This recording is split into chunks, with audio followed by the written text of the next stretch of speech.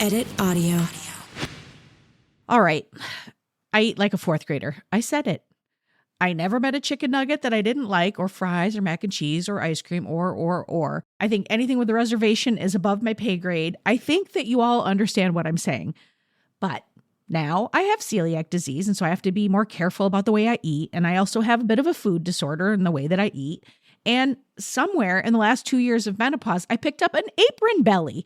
Now, if you don't know what that is, please don't look it up, because I think it'll be much better that way for both of us. Now, all that said, I do want to eat better. I want to eat healthier. I want to eat like food is fuel, not the thing that brings me comfort and joy in this godforsaken world. And I have been making some changes, but I'm 55. Is it even possible to change? I mean, can you make yourself eat things that you don't like, that you know are good for you? Or am I thinking about all of this wrong? Hello, everyone. I'm Robin Hopkins, and this is Well Adjusting, where I talk to people about life stuff, but not in an NPR way. It's more like we're at the bar, having cocktails, getting into your business sort of way. It's giving drunk NPR. Oh, and producer Steph is here too. Hello. Today we chat, well, eating for health and wellness. Blah. Hello, everyone, and welcome.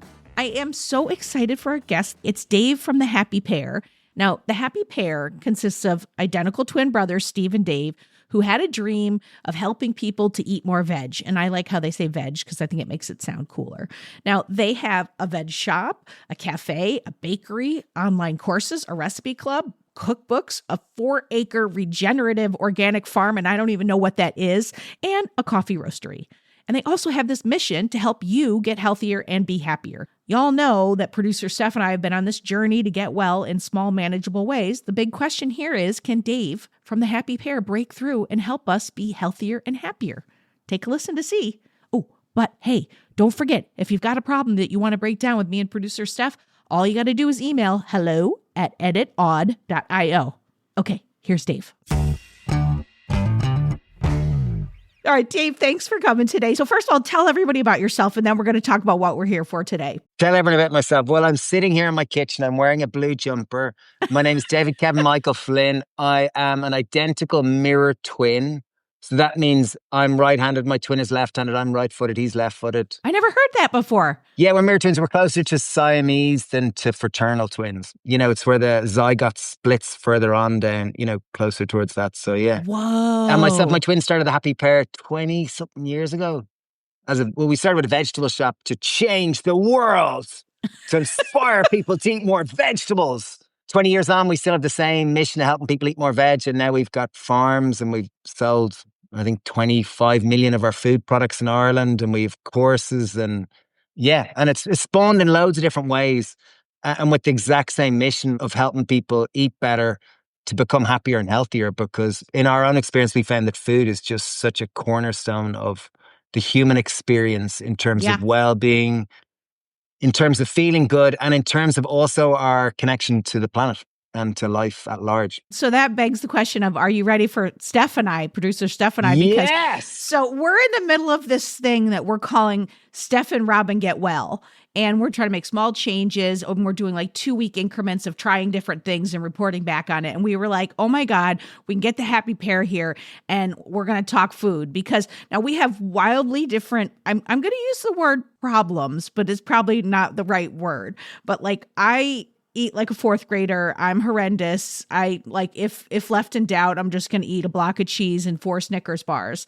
And Steph is a much better eater, but has all kinds of stomach issues. But we want to start by talking about, like, you're coming in with this like mission. I'm going to make food healthy, wealthy, and make everybody better and all this. Great. But like, how? I mean, I know that's a horrible question to start with, but just how? I'm going to bring it up and then I'm going to bring it down. Okay, so I'm 45 years old, and I've seen in my lifetime obesity rates. This is in Ireland and the UK. They've gone from 6% to 30%, so 6-fold increase in 45 years. Type 2 diabetes have gone from 2% to 8%. And I can imagine in North America, it's bigger again. I can't even imagine. And it's not because we've less willpower.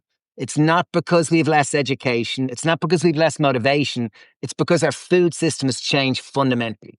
Like if you can remember when we like certainly like as I said, I'm 45, so when we used to go trick or treating in Ireland at Halloween, we'd go around and we'd get apples and we'd get mandarin oranges, we get monkey nuts, which were shelled peanuts. And we might get like a handful of sweets, like that'd be it. And we'd like think we'd won the lotto, like we get 5 little sweets. Say, for example, I went out last Halloween with my middle kid. We went out for an hour and she got 4 kilos, which is about 8 pounds of chocolate bars, which was Holy 410 small little bars of chocolate in 1 hour. And it's only an anecdotal story, but just to say how prevalent calories are nowadays, like, and how Yeah. we are, as human beings, we are hardwired to crave fat and sugar because evolutionary, they've got more calories, so we're going to last for longer. So it makes sense from an evolutionary point of view to be hardwired this way. But our food system, not that it's malicious, but just it's, food companies make more money by selling stuff that, we're hardwired to crave. I think you're a nice person by saying it's not malicious because it is. Because I just was reading that with the GLPs that the junk food companies are livid that people aren't craving the junk food as much because everyone's on a GLP-1 and they're like trying to figure out ways around it, which I was like, that's the most disgusting thing I've ever heard. Yeah, except I'd say that they're not like, I'm sure they all have consciences, all the people that work in those companies, and they don't want to do the wrong thing. It's just that all the incentives at the moment are to, within capitalism, companies exist to make money, particularly public limited companies. So it's not that, I think the people at the top are not malicious at all. I think it's just the system is. You're a is nice bit corrupt. person. You're so nice. We're like, yes, they are. Yeah. So my setup is that it's like if anyone listening is unhealthy or feel like they could be healthy or is overweight and in a state of ill health, it's probably not their fault. Like it's probably not, because the system it's really difficult nowadays because, the way you go to get your GLP-1 medication, you go to the pharmacy or the chemist, you nowadays you've got to walk by chocolate bars and fucking energy drinks and protein bars to get your medicine. Like when I was growing up, a chemist or a pharmacy was to get your medicine and that was it. So it's just to say the prevalence of calories is everywhere and it's difficult. Okay, I 100% agree with you because it's like we both live in New York City. There's a grocery store that's like 5 blocks down. The vegetables they're fine, but like they're going to last your fridge like 2 days. They're already starting off like God knows how long they took to get here and what bad shape they're in. I don't even have outdoor space. Like I'm not putting a garden in, and I'm also like so picky. So I'm just trying to think about like, how do you talk to people about getting access to the stuff, like people in food deserts? Like, how do you introduce more? Yeah, well, like if you look at the longest living populations on the planet, and a really interesting piece of research with National Geographic, and they found these 5 areas, quite agrarian, quite rural, quite high altitude places. And they found out so say you guys live in New York City, the average kind of Western diet is typically about 55 to 60% ultra processed foods. So, what UPFs are. And then there's probably about 35% is animal-based food. So your meats, your fish, your dairy, your cheese. And then about 5 to 10% is your whole foods. So whole food being fruit, vegetable, bean, legume, whole grain, nut and seed.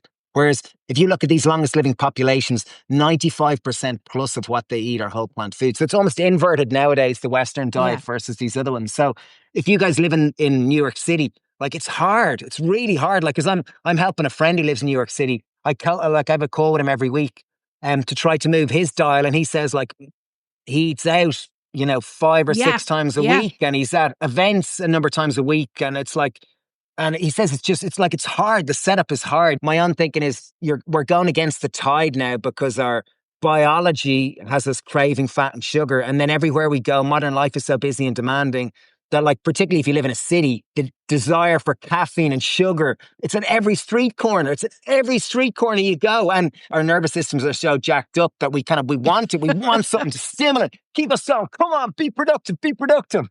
I'm being very pessimistic here, but I'm also being a bit just acknowledging that it is difficult. That's the first and foremost. Yeah. I just want to say, just coming from Canada, and I've talked to Robin about this a million times, but the biggest difference in this city versus that city was the quality of fresh whole foods. I mean, this is awful to say because I literally did not have an Amazon account before moving to the US, but now that I've moved here, the best quality fruits and vegetables I can get are from Whole Foods, which is owned by Amazon. Every other independent grocery store around me, which I have tried actually all of them, the quality of the food and the likelihood it stays fresh is not there. And also it's more expensive, which is wild. Like, talk about things that are not our issues to solve. Like, there's no way around that. You have to go to like, and then I think, there's only like, I don't know, 5 Whole Foods in the city. So most people don't really have access to that kind of. I mean, there's things like CSAs and fresh markets. You just have to be really intentional to find them. Yeah. So I'd say it's gone baby steps. Like I'd say, like what's sustainable is joy and happiness and those type of things. So I'd say the first thing is like, like for you, Steph, who sounds like you've got gut issues or that type of things, it sounds like your nervous system, you probably have an inflammation somewhere in your digestive system. There's many inflammations in this nervous system. Yeah. And it's the same in like our culture nowadays is inflamed. Like we've got an inflammatory culture. So it's not surprised that a huge amount of us have inflammation in various different ways. So I think being able to relax is the first thing. Because like we run a course with a senior consultant gastroenterologist. That's a gut doctor. He'll say that 70% of IBS, irritable bowel syndrome, is down to stress. It's not even down to the food you're eating. It's down to first relaxing your nervous system, breathing properly, and being able to slow down. And that would always he'd say is one of the first places to start in terms of gut and digestive issues. How's slowing down and relaxing going for you, Steph? Well, But you're right, though. You're absolutely right. My daughter has issues like that, and it's like I know it's connected to stress for her. Most definitely. Yeah. It's hilarious because to me, like, I'm like, well, just give me the diet fix because that's way easier for me, which I'm sure most people have the opposite problem. No, I think it's learning to breathe properly, because how we breathe is how we feel. And most of us, because our lives are so busy in emergency mode so much of the time, that we're breathing shallow and we're not breathing deep and long and slow and triggering our parasympathetic rest and restore nervous system. So I think it's learning to breathe again and being much more conscious about that, because, life goes by in a flash. Okay, so our next episode with you is going to be how the hell do you own a company and also know how to breathe properly? Well, Well, it's what I think is really interesting about what you're saying is like we always talk about how like, everyone's always like calories in, calories out. And it's just like, well, like if you're overweight, it's just never that simple. It almost never that simple. It's usually some other underlying issue. And it's like, I love that you're saying like that the system is set up to like put you in a tough space. So I do want to talk a little bit about that, because one of the things that's coming up in our Steph and Robin Get Well is what I'm calling the I don't wannas. Like, when you get in that space where you're just like, there's a thing you're supposed to do that's good for you. And it's like, let's say it's food and you're in a choice. Like, how do you tell people, knowing that the system is rigged, to make the choice between a Snickers bar and, I don't know, asparagus? Because it's like your mission is to have people eat more veg. And it's like, okay, how? That's all I'm going to say this whole episode. Okay. Well, I'd say for both of you who live in New York City and probably have busy, demanding lives, like it has to be intentional, because if you just outsource it without being intentional, as I said, like you're outsourcing your responsibility to the food system and to the government, which they've got different incentives. They've just got different incentives. So you've got to take personal responsibility for your food choices, because if you just outsource them to what's cheap in the supermarket, you're going to end up being sick in some form or the other. I think it starts with educating yourself, and then slowly, it has to be really sustainable and it has to taste good, because if it doesn't taste good, you're not going to stick with it. And maybe it's starting with breakfasts and just going, okay, I'm still going to eat my Snickers bars, but I'm going to start with breakfast, and I'm going to own breakfast for 2 weeks. And I'm just starting with breakfast, and I'm going to have a decent breakfast, and I'm going to sit, I'm going to make time, and I'm going to be relaxed, I'm going to enjoy my breakfast, and it's going to be a ritual. And that's my breakfast. And that's all I'm starting with. I'm doing that for 2 weeks. And then when that becomes a habit, maybe then it's going, right, now I'm going to tackle my snacks. I've been eating them Snickers bars. I'm going to find something else. There's a lot of healthier choices than Snickers bars, and you'll know more what you're drawn towards. But there is that idea that they call it environmental design. I talked about these longest living populations on the planet. They're not the longest living populations because they're genetically any better than you or me. Like, they're not genetically more advanced. It's just that their environment forces them where the healthy choice is the easy choice. Like, they live in really kind of rural areas. They grow their own vegetables. They have to cycle everywhere because they don't have cars. They don't have dishwashers. They don't have washing machines. Life is harder. They've just got to move more and do more stuff and eat more vegetables and more whole grains. So and that's why they live longer. So like obviously you guys live in New York City. Your life is very different to how they live.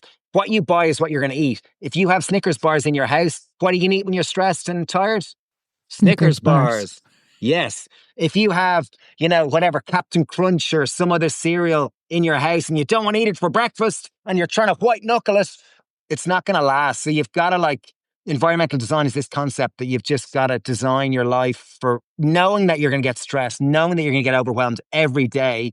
And how can you store the foods that you don't want to eat in the supermarket? So you've got to actually leave the house to go get them. It sounds such a simple thing, but most of our shopping habits and our eating habits tend to be so habitual. You've got to be very intentional to change them, like very intentional. It has to start very small and being consistent with that.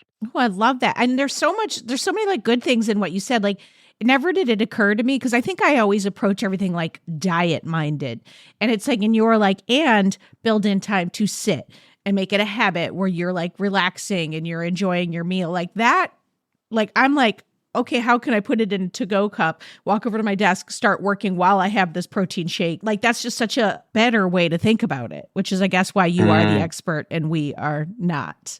Well, I'm only just trying out ideas here and we'll see what sticks or what doesn't. But I do really believe like what's sustainable is joy and good feeling and all those type of things and happiness. They're much more sustainable than a diet and willpower. And like willpower will only get you so far. So that's why you've got to design it factor in from the outset that it's like, this has to be a habit. We're creating a habit. Health has to become a habit and not just something you do to fit in a certain dress and then you go back to eating 4 Snickers bars a day or whatever.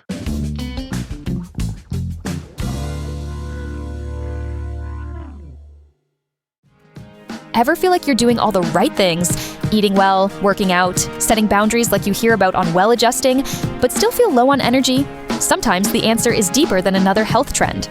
Timeline's Mito Pure gummies are powered by a patented form of urolithin A, backed by over 15 years of research and multiple human clinical trials. Just 2 gummies give you 500 milligrams of Mito Pure, helping renew your mitochondria, the power plants of your cells. They're vegan, gluten-free, and clean label certified. If you want to stay strong and energized now and as you age, then you have to try Mito Pure gummies. Timeline offers 20% off just for listeners of this show. Head to timeline.com/Mito20 to get started. That's timeline.com/Mito20. Your cells will thank you. You mentioned like ultra processed foods and like, and you're talking about designing your kitchen and that kind of stuff. Like, I recently saw a nutritionist just because I was like, I want to try to eat less processed foods because it's like I'm aware of how much stuff I have like that has like chemicals and things in it. Do you feel like processed, if you're talking about small steps, like, do you feel like processed is a scale of like a little bit of processed? Because like the nutritionist lady was like, hey, frozen foods are processed technically. And then there's the ultra processed. So do you feel like it's starting on a scale with like stepping back off the processed food, or what's the best approach to trying to bring more whole foods in? I think it's 100% a spectrum. So you hit the nail on the head there, because there's, we've got a farm. So we turn a tomato, would you pick from our farm into a can of tomatoes, you've got to process them. But it's minimally processed, because that is still considered a whole food. Whereas, something that has got loads of sugar and oil and preservatives and it lasts for a year on the shelf, that's an ultra processed food. Most things have a certain amount of processing to get to you, rice or wheat or flour or any of these things. These have all been processed to a degree. So it is a spectrum. But my message and the Happy Pear message has always been about helping people eat more whole foods, because ultimately we've evolved for millions of years eating foods that were natural. And it's only been over the last 150 years since the Industrial Revolution that our diets have changed fundamentally. So I think in terms of, as I said, it has to be intentional. I think it has to start in baby steps. You've got the idea of environmental design, and it's probably starting with most people have 3 or 4 dinners that they can whip up, and that's their kind of go-to, and each week they rinse and repeat them. And it's probably starting with introducing one new dinner and kind of going, okay, for the next week, I'm going to introduce, okay, that Happy Pear lad, he said, there's a really nice high protein spaghetti bolognese. I'm going to give that a lash. It says 20 minutes. It's got 10 ingredients. Sure, I'll give it a lash. And then you cook it the first week and it said 20 minutes, took me 35 minutes. But you cooked it. Jeez, it wasn't bad, not bad. Jeez, and the kids ate it. Jeez, brilliant. And we got enough for the next day. Brilliant. I'm going to make that again. And you make that again the next week. And then you make it again the next week. And it's like, geez, that's not bad. And it becomes sort of your weekly ritual. And then you go, geez, okay, that first one worked well. I'm going to try another one of theirs. Geez, that was good. Okay, let's try chickpea curry. And we tried the chickpea. Geez, it says 5 minutes. It took me 10 minutes. And, you know, you literally go through that and you have to be slowly, incrementally changing it. But it's not going to happen by itself. You have to be intentional and you have to prioritize it, because what most people do is they wait. Like, I see it time and time again. Most people wait till they're sick to actually change. Like, that's what it is. Yeah, They wait until their engine's burnt out and then they go, I wish someone had told me. Well, I'm telling you now that the amount of people I meet that spend so much of their time chasing wealth, and then they realize at the expense of their health, and then they kind of start realizing, oh my God, my health was just really, like, life is so much more difficult to enjoy without my health. So food is like, our body is literally made up of the foods we eat. We can become the product of foods that are coming from nature, like literally coming from nature and connecting with nature and feeling connected. Or we can eat foods that come from, you know, ultra processed foods, which are going to have a different energy and a different process, and our bodies will become something different. So, like, food is literally the most intimate way that we connect with nature, and we can support one type of food system, or we can just support another. And that's why me and Steve will consistently say that food is the keystone solution in terms of human health and in terms of planetary health. And there's just so much opportunity within it for our own personal health and for planetary health and environmental health and species health and, you know, so many different things. I always think about it. Both my wife and I, we don't like to cook. We're not good at it. I mean, we're fine, but like, we're not winning any awards. And I always think of it like, okay, like, well, things will get bad and I'll be like, we're going to do better. We're going to do better. We're fixing this. We're going to become a member of the Park Slope Food Co-op. We've got this. It's happening. And it's like, and then we fall off within 2 weeks because we just can't sustain it. So the idea of just tackling one meal and being like, all right, let's approach our breakfast, that everything in the house that's for breakfast is decent and as close to Whole Foods as possible, or whatever that change would be. And then going, all right, maybe now we'll start working on lunch. You know, it's like that idea of that is much more approachable, of like a lifestyle change, which seems obvious, but it did not ever occur to me. It was just like, I got to fix it. Yeah. And you're probably better kind of mapping out a 6-month plan. And that's the hard bit. It's kind of like putting in a reminder in your calendar in 2 weeks going, are you still eating? How's the healthy breakfast going? And go, time to introduce a dinner. And like, it does take intentionality, because it won't change. Like, most of our lives, we're just going quick, go, one thing after another. And particularly if you've got kids, like, so to take out a half an hour and actually plan and go, okay, so the cooking thing is really interesting, because every time you eat out, you get 300 calories extra per meal. And those calories are not coming from the broccolis and the carrots and the onions. They're coming from the sugars and the fats and the salts and all of these other things. So it's really like, in terms of health as well, like learning to cook. Lots of people do meditation, they do mindfulness, they do their sports, they do other ways to creatively express themselves. Like, cooking is one of the most, it's such a beautiful creative art that most of us see it as drudgery. I have to cook dinner and I have to knock out dinner. And sure, there's lots of days of the week you have to knock out a dinner. But cooking is one of the most beautiful ways that you get to nourish yourself. You get to nourish your family if you have one, and you get to connect and express yourselves. And if you make time for it and look at some books or look at some recipes and create enough space and turn it into a ritual, it is a glorious, beautiful way that you are nourishing you and your family. If you come to my house, I can make space for you to do that for me. I'll do it for you. That? I would love to do that for you. I'm like excited by that. And it's so interesting that you brought up a calendar, because I know that Robin I just called you Ryan. I know. I know that Robin just got a Skylight calendar, which one of the things on it is so that everyone in the household can view their meals and you can set up like your meal for breakfast, your snack, your lunch, your dinner, and set it out, and it like makes the grocery list for you. And so I'm like, maybe that, Robin and Steph Get Well journey, maybe that's next month for us. Yes. We could do meals. I can give you 9 million recipes. I love that shit. Yeah. Oh God. Yes. Hates it. No, I love it. It's going to be great. But the cooking bit, like, it's a bit like the breakfast. I'd start with something small and go, okay, I'm going to block out an hour. I'm going to get like the typical pain points for people with cooking is getting the shopping and getting the ingredients. Maybe ask, someone else in your house to get all the ingredients and maybe check that they've got it. But even the day before, checking you've got the ingredients to cook it and just making sure you've given yourself an hour or whatever it is. If it says half an hour, give yourself an hour, take your time, put on nice music, literally try to create a ritual, try to create an experience that this is my meditation. Put on a podcast, whatever it is, but put the energy into that. This feels like the process is nourishing it and start rechanging your own association to that word cooking because it can be such a beautiful, joyous thing.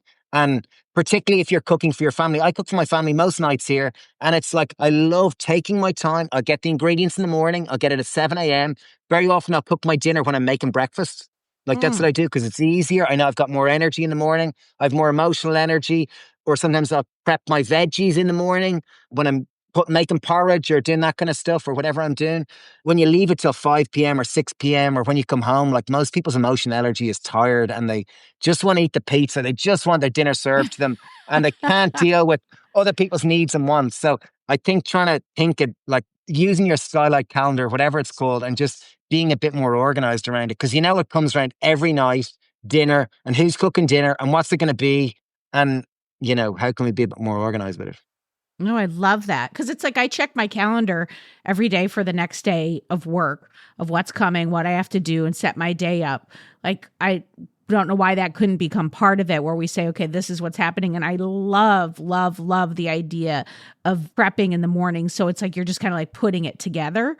Like that's really helpful. That's helpful. Yeah. And also like making, like you said, like something like playing music or creating an environment where it's like me time. Because that, especially for people who work from home, because it's like I work out of my bedroom and then it's like could create that barrier of like, oh, the workday is over. And then I'm going into an unwind mode. So I like all of that. What about when you've got, let's say, teenagers in the house, I don't know, asking for a friend. Yeah. I'm just thinking about, okay, I'm going to approach breakfast. And my son has been eating either Cinnamon Toast Crunch or Honey Nut Cheerios every day for breakfast for probably 5 years. One of the two of them, it's like what he loves. It's like makes him happy. And I can't make intentionality for him. And putting things in the house doesn't magically transform for them. Do you have any suggestions in those types of situations? I have teenagers in my house too, so I know exactly what it's like.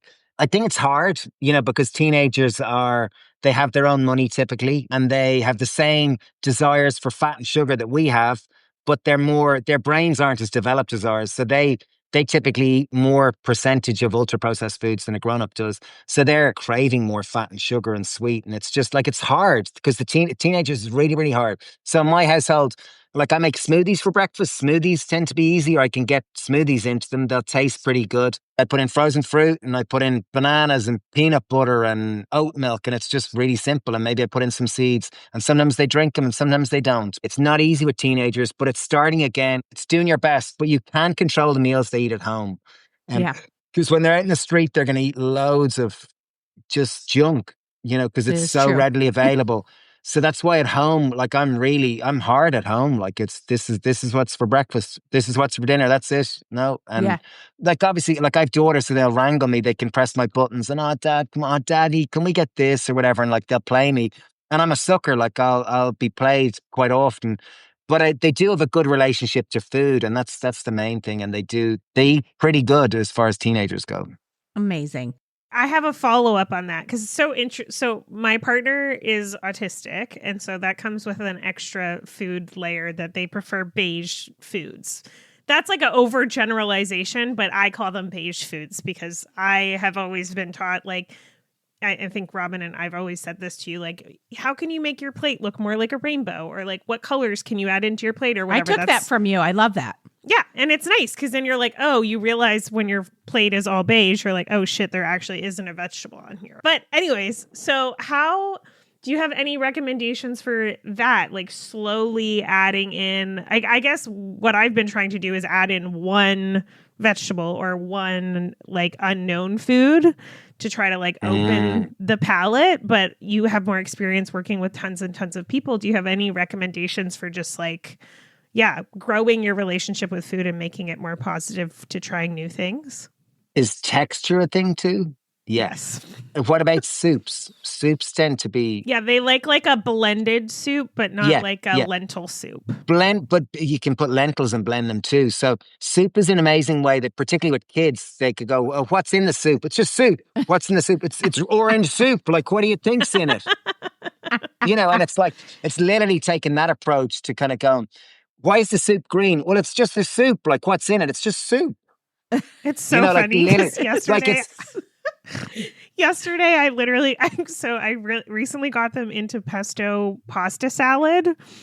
And I've been sneaking kale and arugula and spinach into the pesto because you can't tell, because texturally and visually it looks and tastes basically the same. So I've just been like halving the basil with spinach or kale, and I feel like that's the soup of my household right now, is just like, what things can I sneak into this blended object? But that's true, I never thought about soup. Yeah, but even on the pesto pasta, we have a range of products, and we released a product there recently. It's an organic super greens pesto, and we make it with kale and spinach, because we've realized that most people don't eat greens, and you can make it taste just as good. Tastes exactly the same. Just using steamed kale and spinach and blend that through your garlic and, all the other ingredients, your oils and your lemon and salt and whatever. So, I mean, some of it is, even though it's not education, some of it is education, because it's like all the things you're saying wouldn't even occur to me.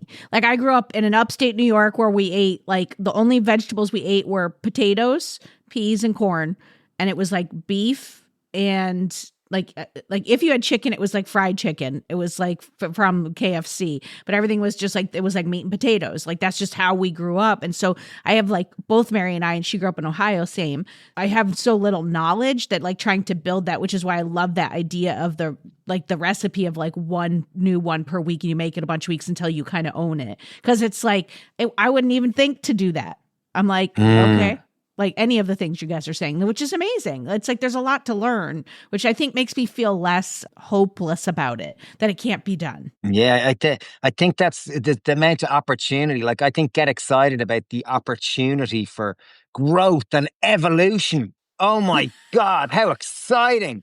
But it is true, genuinely. Like I think, there is, most people, like, food is just something which happens. It just happens automatically because it's outsourced to the food system. And I think there's so much opportunity for health and vitality and well-being and connection, because in a world nowadays where most of us are so disconnected, like, our food choices have such a central part to play with it. Like, we're a stories-based society, and most of us don't know the stories of who's grown our food or where it came from. We grow the food. So, like, we planted our pumpkins in May. We sowed them in probably April. I planted them out in June. It was after we harvested the onions and garlic. We planted the pumpkins, and we harvested in there last weekend. And I made pumpkin soup twice this week. That isn't pumpkin soup. That is like 6 months of love and dedication and watching these plants grow and going up there as a family and harvesting them with friends and whatever, and then storing all the pumpkins away. And I chopped up a Queensland blue pumpkin. I peeled it. I put an onion and garlic from the farm. I put in leek from the farm. And that wasn't soup. That was an expression of love and joy and beauty. And I will not waste one drop of that soup, because I know what's gone in it. I know Chris and Alessia were up there in rainy days on the farm showing up. And it's such a different experience. Like, the connection, the love, the nourishment I feel eating that soup is very different than me just buying something in Whole Foods and making soup or buying soup, Yeah, that seems like there's levels or layers to it, because it's like, so I can never have that experience because I don't have a farm, and I don't know what the fuck I was doing if I had a farm. I'd be like, well, this is a lot of land, but I can join a CSA or whatever and then make pumpkin soup for the first time. And that would be my version of that. But just like the whole way you're saying this, the approach to it of just like, it never occurred to me, and it's fantastic. I love it. Oh, great. Most people's lives are set up, like, our priorities are set up for, whatever it is. We're busy. Life is busy. And what I'm kind of saying here is that there's a wonderful connected journey as you go on this journey of discovering food and how food can nourish you, and cooking and how food's produced and the connection that you can have to the land, to yourself, to your family, and all these various things. So I guess that's the opportunity I'm throwing out to people. I love it. I absolutely love it. Okay, David, we're going to do a quick fire round. Are you ready? Yeah. What is your least favorite vegetable? I don't really like daikon radish. Oh. There's a random one for you. This is going to be like, and then Robin, have you heard of it? And I'll be like, no. Next. Yeah. On the flip side, what do you think is the most underrated vegetable that is like found? Pumpkin. I just adore Interesting. pumpkin, and most people know pumpkin as just something that they carve or they put the pumpkin puree in things. But I just think it's so underrated. It's so easy to cultivate. It's such an amazing starch. It lasts all year, and the utilization is amazing. So maybe I'll go with pumpkin because it's at the moment I'm just loving it. My dog agrees with you, so Great. that's good. What's your go-to recipe if you have 15 minutes or less? I'd probably just put tofu in one half of the air fryer, chop up 200-gram block of tofu with 2 tablespoons of tamari, 2 tablespoons of nutrition yeast, mix it up, put it on one side of the air fryer. I might chop up sweet potato or pumpkin and put it on the other side, a bit of salt, bit of oil, pop that on for 10 minutes, and then I might steam some kale if I have some, or some kind of green, or I'll serve it with hummus, and it'd probably take me 10 minutes. Yum. Easy. I want that now. That's a good Yeah, breakfast. it's really easy, yeah, it's really easy. What's your favorite slow cooking recipe? You have like an hour and a half. You have like your favorite record playing. What's your thing that you're making? Oh, something new probably, because I love the challenge of being forced to do something new. So I do love that. Or else I love cooking lentils. I love cooking like a whole lentil and making like a Spanish peasant stew. When my kids were young, I made up stories about that this is an old family recipe, Flynn Island stew. Our great ancestors used to make it in Clare Island. And this was like this lentil stew that I used to make, and I'd call it Flynn Island stew. And my kids would go, "Oh, not Flynn Island stew again." I'd go, "Listen, our family's been bred on this stew. It's very important that we eat it. This is our heritage." Oh, God, that's so funny. That's amazing. I love a hoodwink. What is the one thing that you always have in your fridge pre-made? Yeah, so I'll always have tofu in the fridge. I'll always have sauerkraut and kimchi. And I'll normally have oat milk made. I have an oat milk maker, which is really good. I make it every morning with oats and almonds and water and a bit of salt. And it's really good quality, and it takes 1.5 minutes. Yeah. Fave dessert. I know, now I'm hungry. Fave dessert. Last night, my niece, she made crumble. She made a lovely crumble. It was like an apple and blackberry crumble and she served it with vanilla ice cream, and it was fucking yum. Yum. It's delicious. What do you think is the most versatile grain? Oats, I would go with oat flakes. You know, like people will say wheat, but like wheat, obviously, it depends on what you use more. But oats, we're like born and bred on porridge, so I love oat flakes for the win. Awesome. This wasn't on the questions, but I know you have like a line of products. What's your favorite? What's your one you're most excited about right now? We released this organic super greens pasta, and I'd say that one's one of them. We've an organic, we've got a range of 80 products in Ireland, and we've just launched 13 in the UK. And their pestos and dips are what we're best at. They're really, really good. So yeah, I like even for lunch, I had hummus with our sun-dried tomato pesto on top of toast, and that was pretty easy with some pumpkin soup. My beloved pumpkin soups. I am the pumpkin king. I wanted to ask you just what's your final takeaway for people, and then I want you to tell everybody where they can find you and all of your stuff. Well, you can find us on the internet. It's quite easy nowadays. Just type in Happy Pear. Okay, there's such an opportunity in food. Most of our food choices are just so habitual and so routine and so unconscious.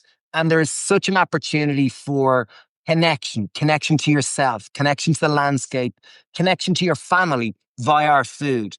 And the more we can choose foods that are whole foods, as in fruits, vegetables, beans and whole grains, nuts and seeds, like even 50% of the calories of the longest living populations are beans and legumes. And most people have the expression, beans. The more you eat, the more you lower your risk of cardiovascular disease. Correct. Beans are amazing. So eat lots of beans, folks. Maybe I'll leave it at that. Start simple and make it sustainable. And it has to be fun. Like joy has to be at the start of any change. Because if it's deprivation and misery, you ain't going to make it. I love it. Well, thank you so much for taking the time to try to fix me. And I mean, it does take it takes a village and everyone else who struggles with this, because I'm not alone. Like, I think especially in the US, there's a lot of us out here that just eat shitty. So I feel like you really gave us this was like a massive reframe. So I'm so thankful that you came in and shared all this with us.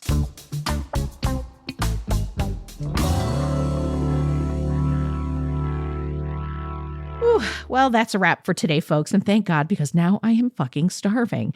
So I am going to go to the kitchen and I'm going to make a better choice. Before I do that, I want to say thank you to Dave for chatting with us today and helping us. Although, let's be honest, he once again just helped me because Steph hoodwinked me. But thank you, Dave, for sharing all of this wealth of information of yours with our listeners. And if you want more info about The Happy Pear, you can follow them on Instagram at The Happy Pear, and that's PEAR, or you can go to thehappypear.ie.